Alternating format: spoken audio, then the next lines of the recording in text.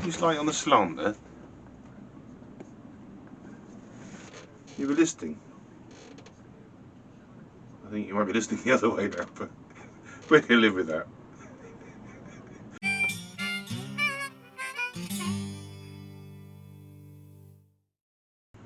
How do? I'm not sure whether to review these two together or separately, really. They're very similar beers, both the same percentage, both the same beer style. It's quite interesting to compare one to another. This is Atlantic Pale Ale from the Sharps Brewery. That's the Cornish brewery. What does it say? The Atlantic Ocean, dynamic and constantly moving.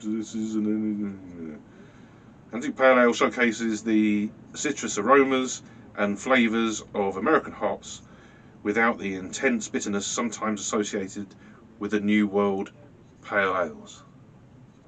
Brewed in Tadcaster in partnership with Molson Coors. Sharps Brewery in Molson Coors. That's Canadian. Yeah.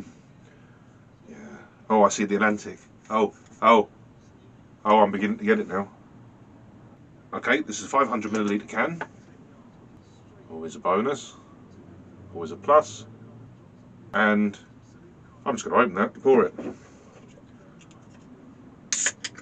I've got to confess, my glass isn't entirely clean. But I've drained it as best I can. I'm going into the toilet. It's IPA dark, isn't it, really? Wouldn't you say? More amber than golden, colour-wise. Let's go for some aroma.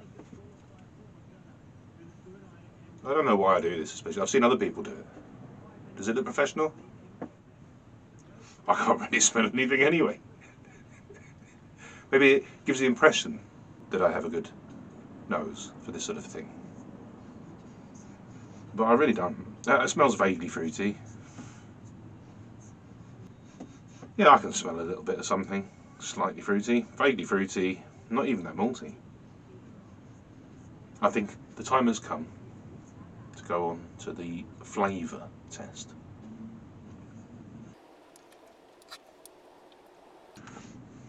Okay, well, it is a little bitter. What were they saying? Without the intense bitterness.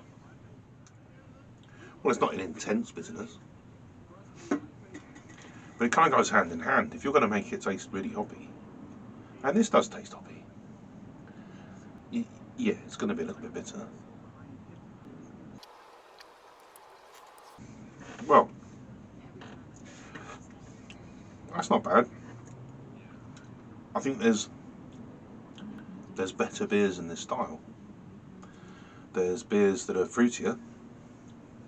There is a complexity, but I wouldn't say it's the smoothest. But it's certainly not the blandest. Yeah, there's some sweetness in the malt there. There's,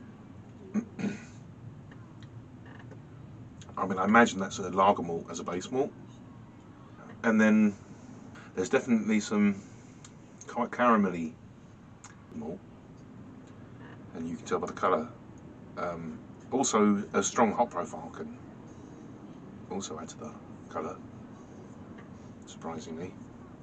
And have another go.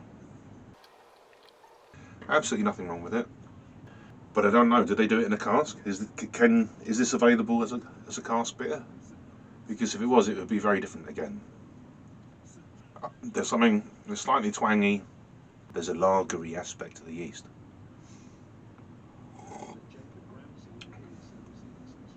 Yeah, absolutely. Some sort of Pilsner yeast. That's where the twang's coming from. Now, if you're a lager drinker, if you're a Pilsner fan, you might well prefer this. I might be doing it a disservice. That's not my thing. I'm not that keen on lager anymore. I don't like it if it's really bland, and then I also don't like it if it's too pilsnery. It's funny, I like a Czech lager.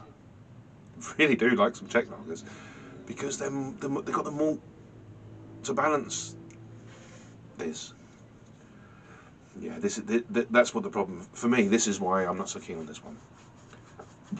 Pardon me. It's down to the yeast. This isn't a beer style that wants to have a big yeast flavour. It's just not. It doesn't benefit it. Sharps do other stuff, and some of it's nicer than this. They definitely do stuff in bottles and on draft.